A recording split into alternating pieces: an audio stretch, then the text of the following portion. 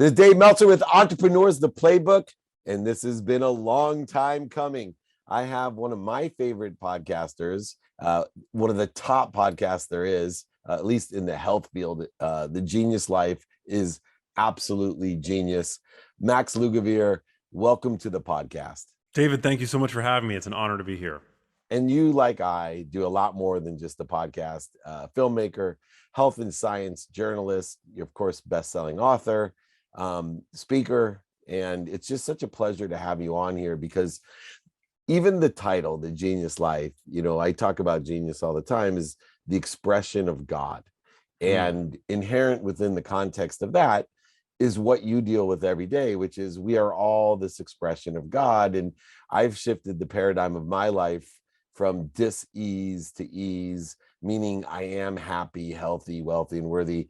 I got to figure out what I'm doing to interfere with it. And to that context, I look to the necessities of this life, which is nutrition, water, air, and sleep. And in the Genius Life, as I've often heard you talk about, nutrition, water, air, breathing, and sleep. And so I wanted to start with the Genius Life and how important it is to express the life or express God through us with the four basic necessities of life. And should we spend our time focused in on those four things alone, or is there more that we should focus in on? Oh man, well, I mean, with those four, you've pretty much nailed the low-hanging fruit for the vast majority of people who are struggling with metabolic illness today, which is a massive problem. Today, 9 in 10 adults have some component of the metabolic syndrome, whether we're talking about an oversized waistline or exceedingly high levels of blood sugar. And with air, nutrition, sleep, and water, I mean, those are the major leverage points for people to start to turn the ship steer the ship in the right direction. I mean, I happen to be a massive nutrition fan, and I'm a fan of the science. I'm a big nutrition nerd. And so I always like to talk about nutrition, but I think it is important to recognize that you could last a few months without food. You could last a few days at the most without water, but only a few moments, 2 minutes at the most, without air. So these are all majorly important components of our biology. And then of course, sleep is the master regulator that makes it all possible, right? Without sleep, I mean, it would be a major mistake on the part of nature to have us do something for a third of our lives if it had no meaningful benefit to our day-to-day functioning and our health. So sleep is incredibly important. And when you're well slept, all the other pieces are much more easily able to fall into place appropriately. Dietary change, for example, it's one of the hardest things for most people to do. And it becomes exponentially more difficult on just one night of poor sleep. So I love that framework for thinking about things. And I'm excited to talk about any one of those topics in greater detail. So you lead the way, David. Yeah, sure. I wanted to put those out there first because I'm going to put them into the context of how they're relative to nutrition, because that is your core competency. You have a new book called The Genius Kitchen, which is about nutrition. But I, as a prelude, wanted to go through these great necessities, hoping that you would tell us, as you have, how important they are. But I just, in that context, would like you to keep that in mind: water, air, and sleep when you're talking about your book, when we're talking about nutrition. I'm going to take a step back from there. I talk about skills, knowledge, and desire with entrepreneurs, and your skills and knowledge are, very deep when it comes to understanding nutrition. And, it's nice now later on, as you have these great outcomes, to show off your skills and knowledge, but it took a lot of desire to get to be an expert. It takes a lot of desire to have millions and millions of downloads on your podcast and to have a best-selling book and to be, a great source for people. And so I want to talk about that desire that it took when people were laughing at you, scoffing at you, and making fun of you as you went through this journey to become who you are today: filmmaker, health and science journalist. There's a lot of boring studying that went on. As you said, I'm a nutrition nerd. What desire did it take to make it to where you are today? Oh man, I think about a point in my life about 10 years ago now where I was just a regular person. I wasn't somebody that anybody would call a nutrition expert. I didn't have a podcast. I had yet to, I mean, the idea of writing a book it wasn't even that. It wasn't even an idea. I was just somebody who was trying to figure out what was going on with his mother. So my mom at a young age developed a rare form of dementia called Lewy body dementia. And I had no prior family history of any kind of neurodegenerative disease. Alzheimer's disease is the most common form of dementia. It's what most people might be familiar with, or Parkinson's disease is another common neurodegenerative condition. But at the age of 58, my mom, still very much in the prime of her life, started to show the earliest symptoms of what would ultimately be diagnosed as this incurable progressive condition. And it wasn't until we decided to take the leap of faith and book an appointment at the Cleveland Clinic in Ohio, which is a cathedral to Western medicine, right? Known for taking on very complex medical cases, where for the first time she was diagnosed with a neurodegenerative condition, and she was prescribed drugs for both Alzheimer's disease and Parkinson's disease. And for me, I mean, you talk about desire, but at that point, it became obsession. It became an obsession to try to understand to the best of my ability why this would have happened to a mother at the age at which it did. What, if anything, could be done from a diet and lifestyle standpoint to help her? Because anybody, David, any millennial with a data plan will know that when you get a prescription drug from the doctor's office, the first thing you do is you go and you Google it. You consult Dr. Google. And that's exactly what I did with these drugs. Again, I was not an expert. And phrases stood out at me: no disease modifying ability, incurable, progressive, terminal. And so at that point, I really wanted to know, was there anything that could potentially have a disease modifying effect from maybe not a medical standpoint, but from a nutritional standpoint, from the standpoint of my mother's lifestyle. And in tandem with that line of inquiry, it also became about prevention, because I realized for the first time that I had a risk factor, right? When you have a close family member that has a chronic condition such as dementia, suddenly you now have a risk factor for that disease. I could easily in the future develop what it was that my mom suffered from. And so it became a singularity in my life, to borrow a term from astrophysics, where there was no turning back. Suddenly, I ceased to be interested in anything that I had previously been interested in, and my focus became singular. It became about diving into the primary literature and doing the best that I could using my skill set and the tools that were available to me at the time to understand everything that there was to know about nutrition. And that, as I mentioned, was a journey that began 10 years ago. It's something that's going to continue on until the day that I die. It's my life's mission to know all there is to know about how to protect our brains as we age, how to enhance the way that they work in the here and now, how to use diet and lifestyle to support mental health, which is something that many people are struggling with, and is in fact also something that my mother struggled with. Depression, anxiety. It's interesting because you're not a science guy. When you went to the University of Miami, you weren't studying biochem, OChem, biology. You were really wanting, it seems, to be a filmmaker, understanding psychology and Yeah. film, which are two great subjects to study if you're going to be a filmmaker, is understanding human nature and portraying it, on mediums and amplifying it, especially. But yet you delved into an area that was completely non-familiar, and to learn everything about it. And now it's a journey and continuing that journey. But like every great skill and knowledge and desire, we eventually apply it to our passion. And you are a filmmaker, and raised funds and created a documentary and have made yourself an expert through different mediums. When did you decide that you were going to take this knowledge that you've gained, these skills that you've learned, and then put them back into what was going to be your profession?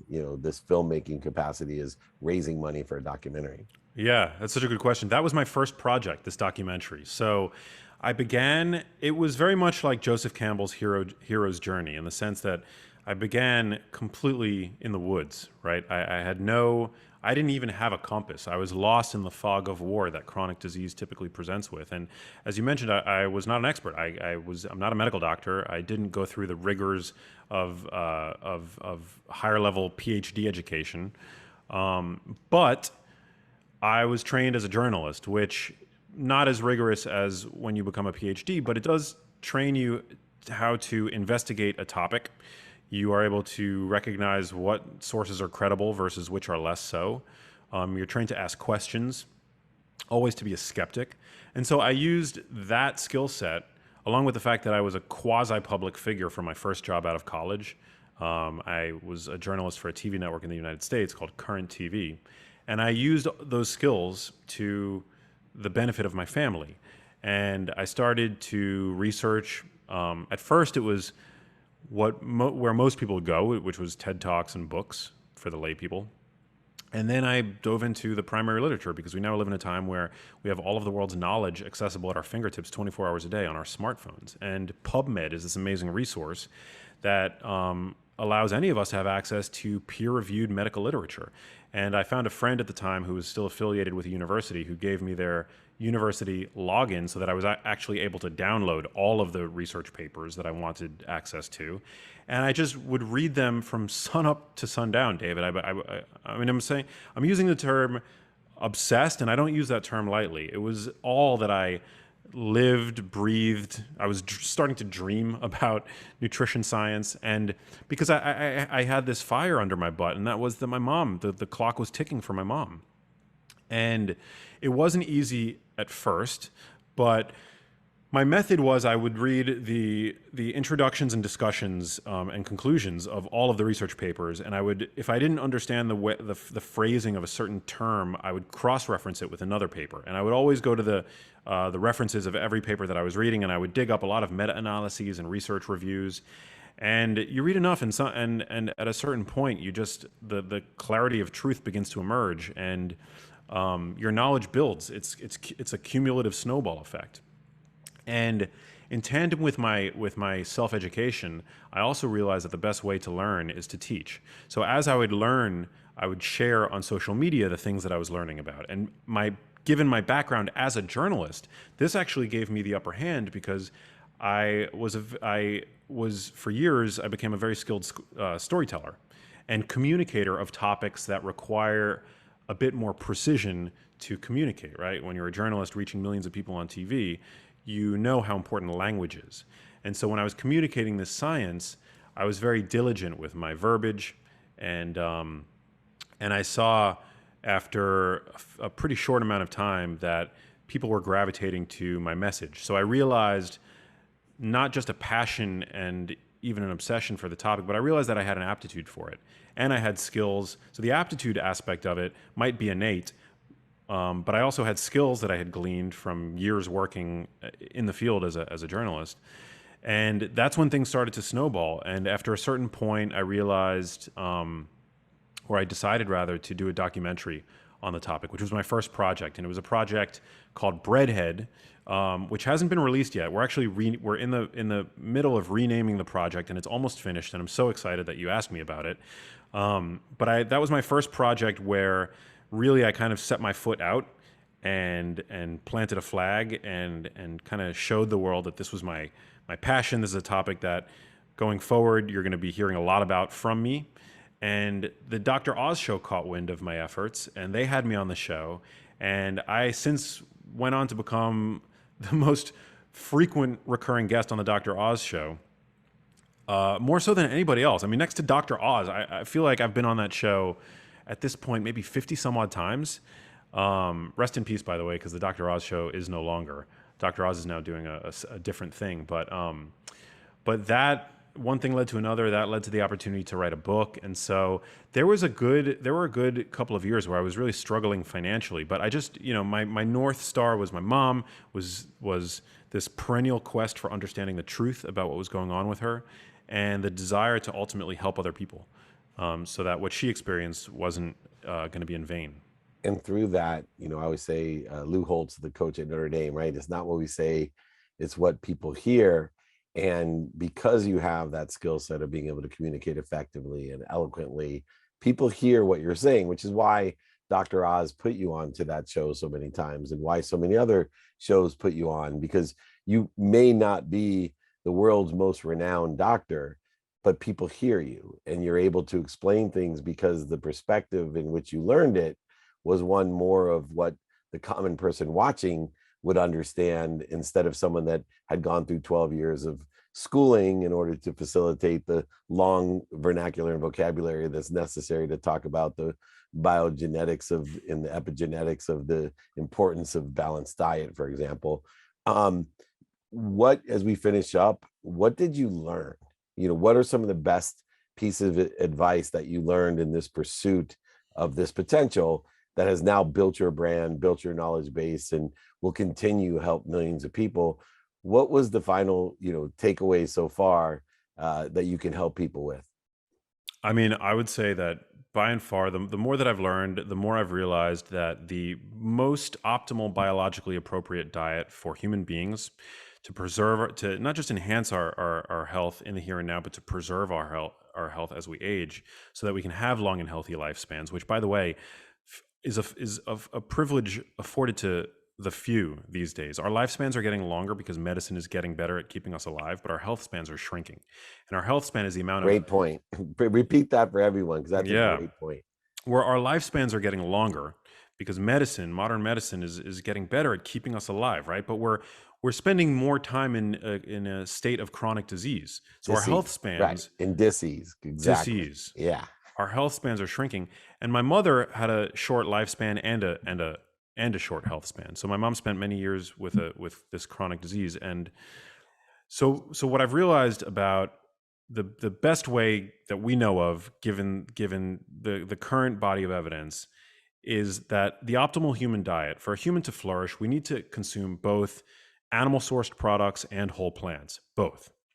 Now, everybody's going to have, there's going to be variation in the optimal amount and variety and specificity in terms of the plants required for each, or that are optimal for each person. There is no one size fits all diet, but in general, animal sourced proteins provide the most pristine source of protein by far. This is an incontrovertible, non-controversial fact that animal source protein is the highest quality, most digestible protein that can be found in nature.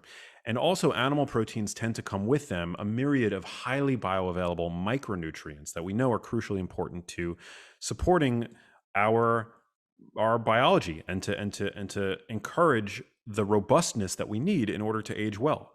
So we can talk about carnonutrients like creatine or taurine, which we know are really important for maintaining healthy blood pressure or maintaining energy metabolism in our brains.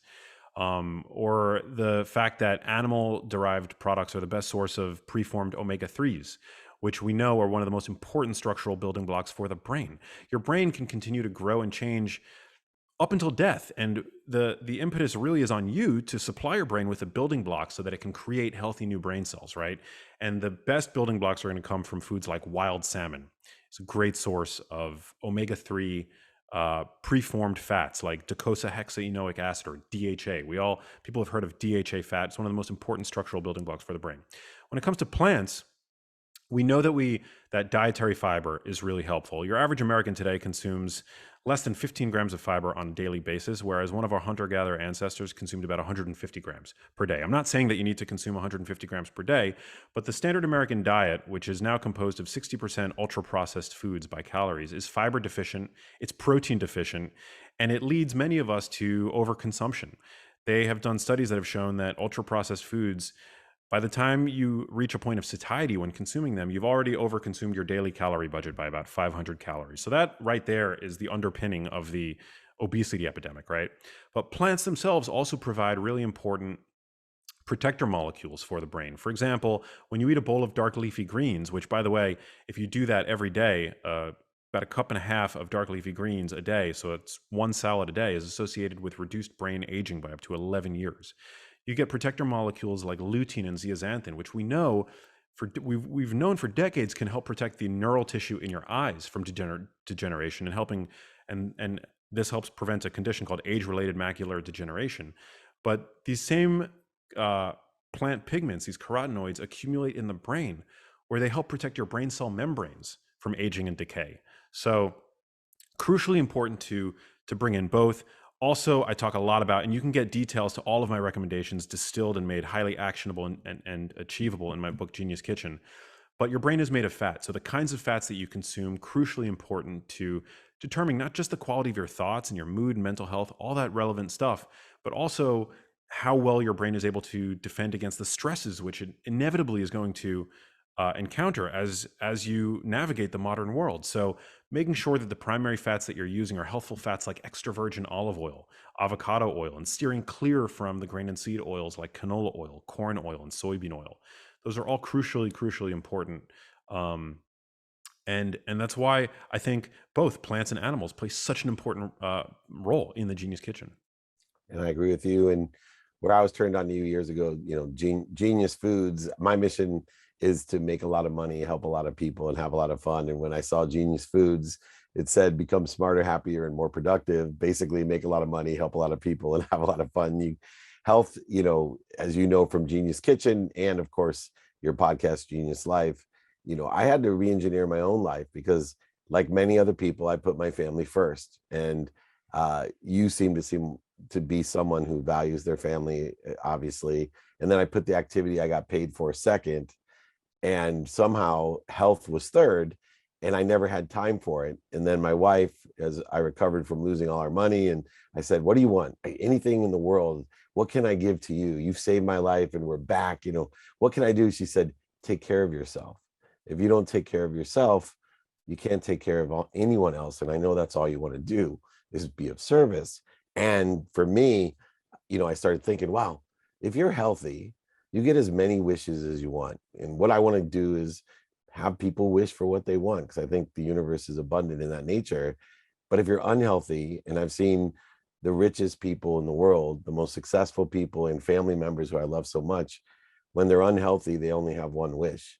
And we can, as you said, we can live longer, happy, healthier, productive lives simply by eating and drinking and sleeping and breathing the right way. And it's really not that hard when we have coherence. We either suffer from discipline or we suffer from regret. Please, everyone, read these books. They're incredible. The Genius Kitchen, The Genius Foods, and of course, listen to my favorite podcast, The Genius Life. Thank you so much. We got to do more, Max. There's no wonder you're on so many shows, and it's been a blessing to have you on mine.